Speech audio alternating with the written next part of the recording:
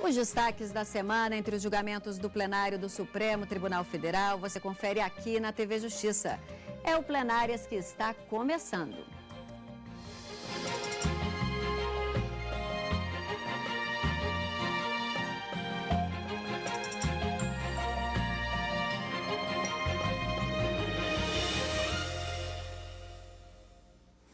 Hoje, no Plenárias, iremos apresentar as decisões dos ministros do Supremo Tribunal Federal que aconteceram durante as sessões plenárias dos dias 21 e 22 de outubro de 2015.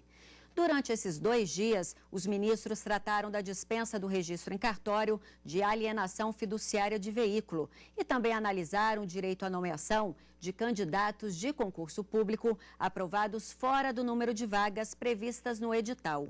Outro caso julgado pelos ministros foi a ação sobre a autonomia de defensorias públicas da União e do Distrito Federal. Vamos a um rápido intervalo e retornaremos em instantes com o programa Plenárias.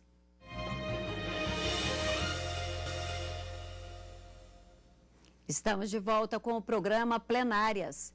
Na sessão da última quarta-feira, os ministros confirmaram o voto parcial do relator nas ações que pediam a dispensa do registro público em cartório, em contratos de alienação fiduciária de veículos automotores.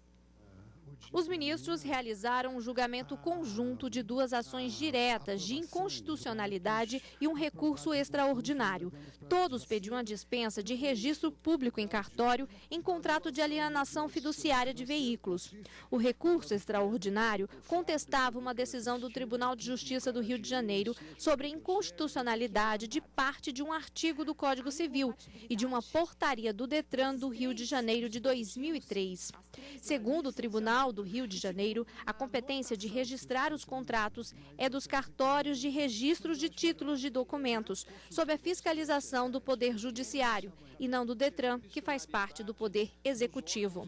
Para a União, vários órgãos públicos efetuam registros e, por isso, não haveria violação da Constituição Federal. O que houve por parte da União foi o respeito, a reverência ao parágrafo 1º do artigo 236 da Constituição Federal, agindo e atuando no âmbito de sua competência legislativa para dispor sobre o tema, prevista no inciso 25 do artigo 22 da Constituição. E como já foi dito aqui da tribuna, eu peço a vossas excelências para ressaltar que essa matéria já foi, de fato, objeto de apreciação por esse colegiado e apenas pedindo licença mesmo para mencionar um trecho do eminente ministro Sepúlveda Pertence, quando do julgamento da ação direta de inconstitucionalidade número 2150, quando Sua Excelência mencionou: o excepcional na Constituição é a atividade de registros ser exercida conforme o artigo 236,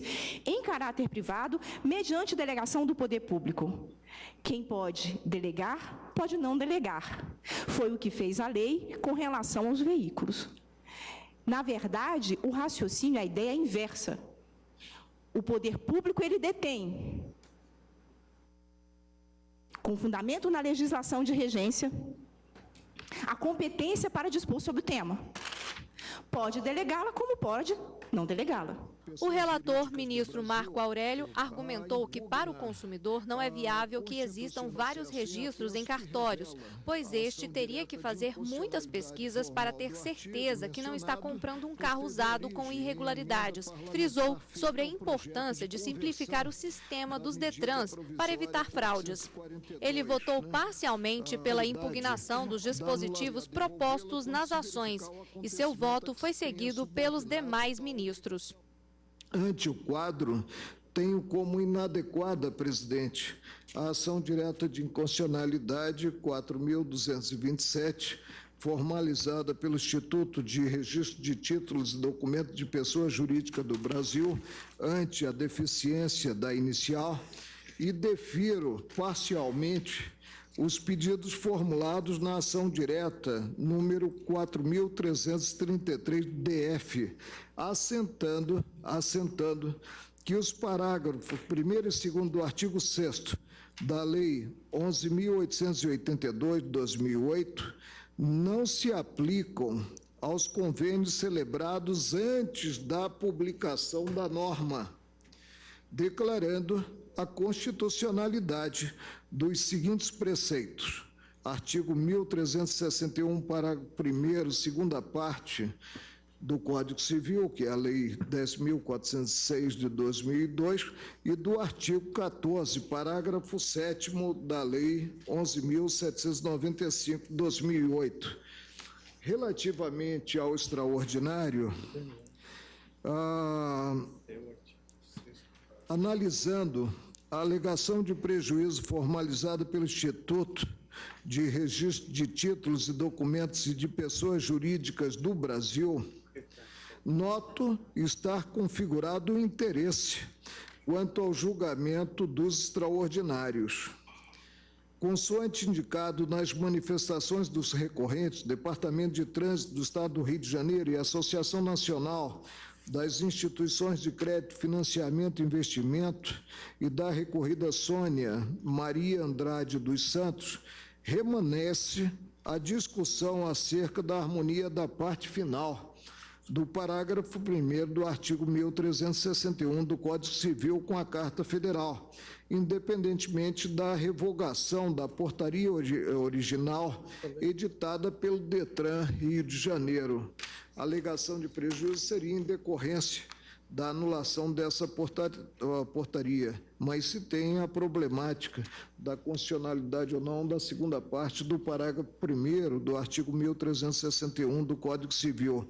Tem-se ainda que a revogação ocorreu ante decisão proferida na instância inferior, passível de reversão, tudo a revelar a necessidade e a utilidade de exame dos extraordinários. Quanto ao juízo de admissibilidade, as peças subscritas, aí eu digo que foram atendidos os pressupostos, né? Conforme se observa do acordo recorrido, o objetivo da ação de conhecimento é a invalidação da portaria 3044/2003 do DETRAN, Rio de Janeiro, para que a prova do registro em cartório de títulos e documentos dos contratos de alienação fiduciária, estou transcrevendo, reserva de domínio, arrendamento mercantil e quaisquer outros gravames, seja considerada como documento padrão ou necessário para fins de inscrição do veículo automotor. Percebe-se a abrangência maior do pedido a englobar não apenas os contratos de alienação fiduciária em garantia, mas outros gravames decorrentes de negócios jurídicos distintos. No extraordinário, a Associação Nacional das Instituições de Crédito, Financiamento e Investimento busca ver assentada a constitucionalidade da parte final do parágrafo 1º do artigo 1361 do Código Civil, bem como a improcedência do pedido formulado na origem. Consoante consignei, já estou na conclusão, conheço o recurso interposto pelo DETRAN Rio de Janeiro e apenas parcialmente o da ACREF, para, nessa extensão, provê-los, reformando o acordo recorrido, no sentido de assentar a desnecessidade do registro em cartório do contrato de alienação fiduciária de veículos. Ficam invertidos os ônus da sucumbência, restabelecendo-se o que fixado na sentença de primeiro grau, ficando prejudicada a apreciação do mérito do pedido formulado na ação cautelar 2617, Rio de Janeiro. É como voto. E ainda na sessão de quarta-feira, a ministra Carmen Lúcia destacou que acompanhou parcialmente o voto do relator. Presidente, também estou acompanhando o relator. Quanto ao recurso extraordinário, eu vou fazer a juntada do voto, mas apenas para fazer uma referência à circunstância de que este conhecimento parcial, com relação a um dos recorrentes, não altera em nada a conclusão quanto ao que se assenta e que é o núcleo da questão, que é o reconhecimento da constitucionalidade do dispositivo do Código Civil e, portanto, da possibilidade plena de se ter esta anotação validamente. O mesmo quanto à ação direta de inconstitucionalidade 4.333, que eu tinha concluído pela improcedência da ação, mas levando em consideração que não se altera essa conclusão relativamente aos convênios que foram declarados nulos quando celebrados antes aqui declarados de uma forma ampla, e que nós estamos considerando rígidos os efeitos quanto àqueles que tenham sido celebrados antes do advento da norma, eu também estou fazendo adaptação para acompanhar na parte dispositiva, chamando a atenção que tudo que foi dito, inclusive da tribuna, mesmo os que se opunham à legitimidade e à constitucionalidade dessas normas, foram todos no sentido da necessidade de averbação, de registro, para os fins exatamente a que se presta essa anotação de maneira mais eficiente e mais firme. Daí a minha ênfase a fala do ministro relator, que logo no início diz que levava em consideração que nós estamos no século XXI e que, portanto, o que se quer é mais leveza para o cidadão e não mais burocracia que ninguém aguenta mais, até porque, para cumprir a mesma finalidade de segurança, de publicidade, não há uma única forma, e quanto mais leve for para o cidadão, tanto melhor será o Estado. Eu estou acompanhando, portanto, o ministro relator nos dois casos. Vamos a um rápido intervalo e retornaremos em instantes com o programa Plenárias.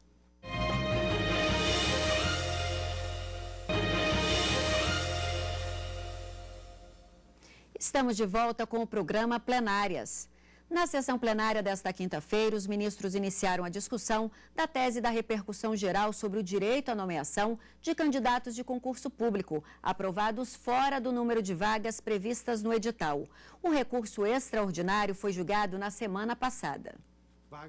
No julgamento do recurso extraordinário envolvendo o caso dos defensores públicos do Piauí, que foi feito na semana passada, a Suprema Corte garantiu a nomeação dos candidatos aprovados, já que o concurso ainda estava dentro do prazo de validade.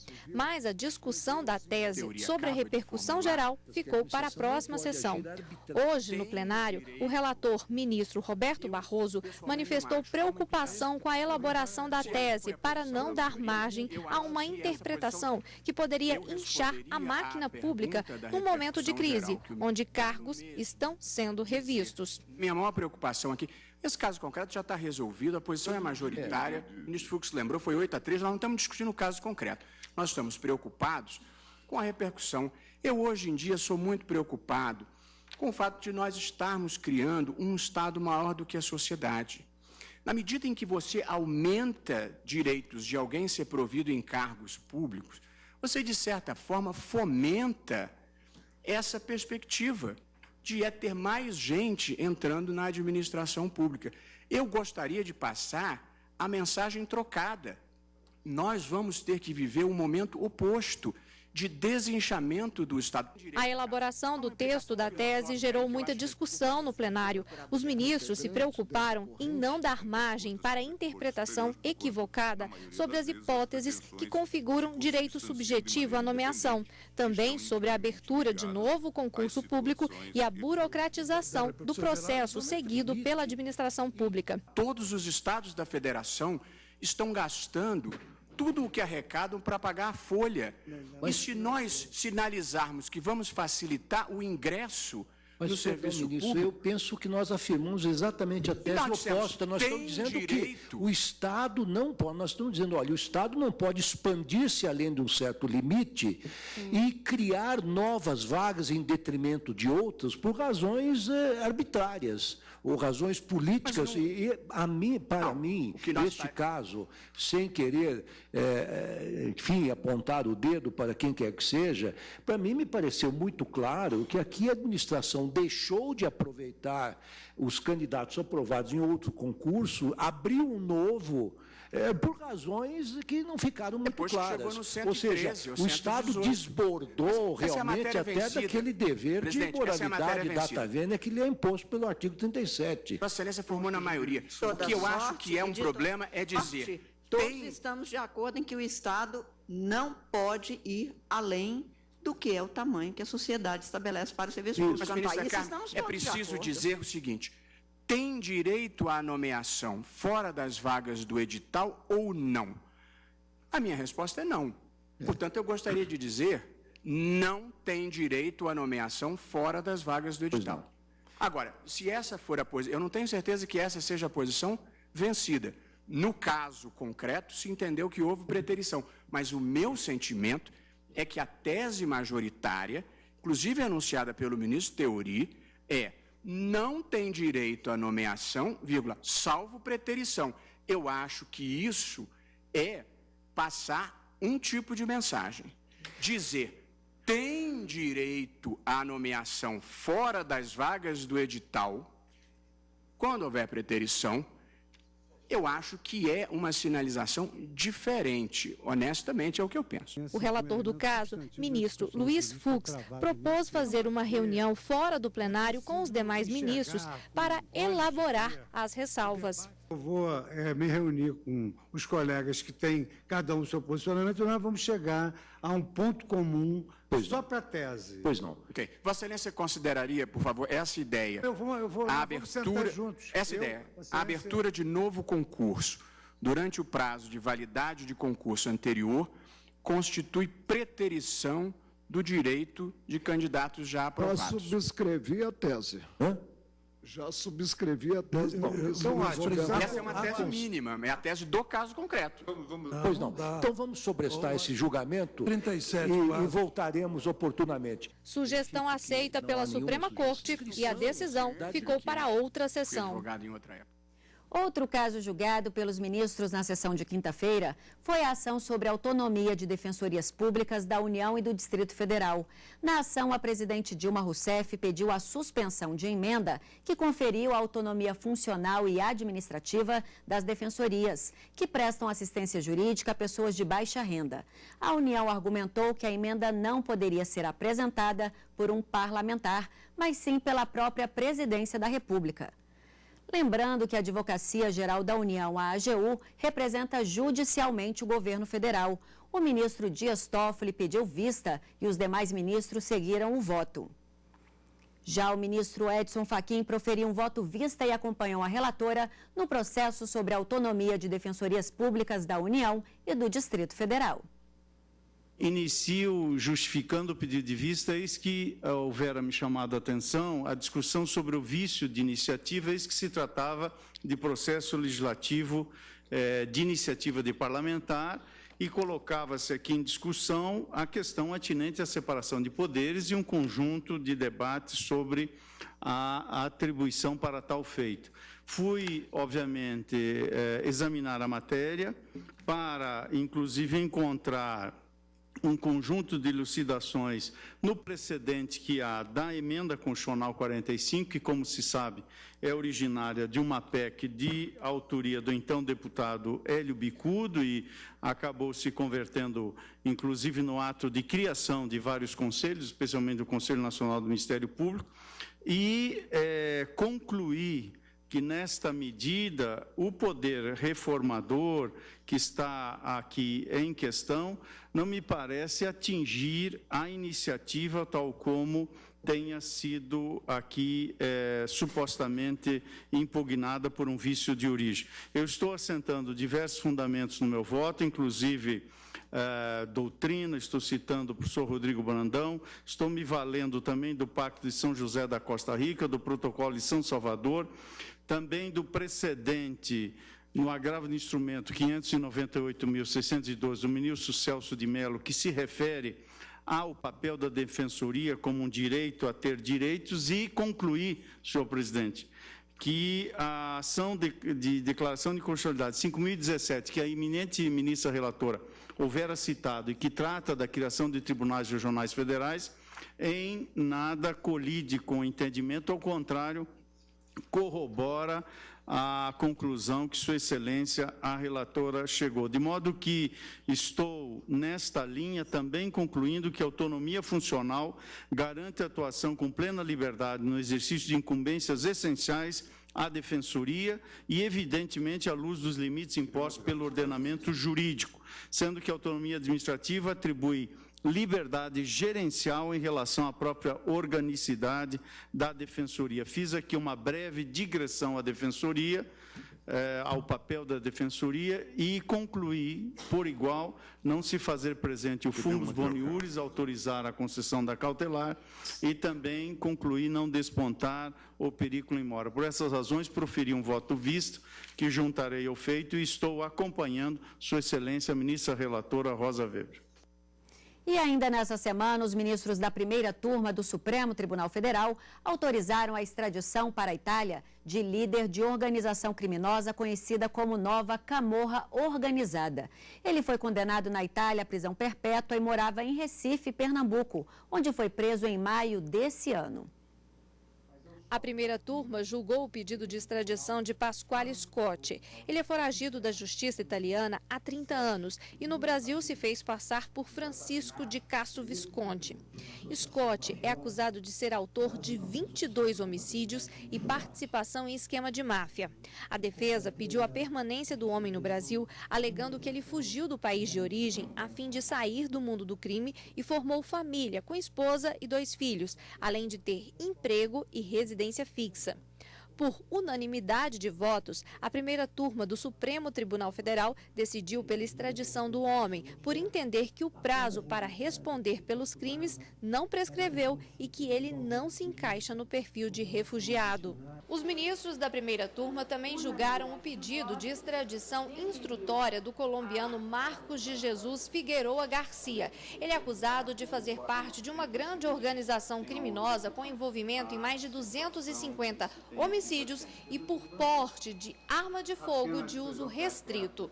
A defesa alega que, apesar da alta periculosidade levantada nos autos do processo, não existem provas materiais contra o colombiano e que toda acusação se baseia em depoimentos de supostas testemunhas.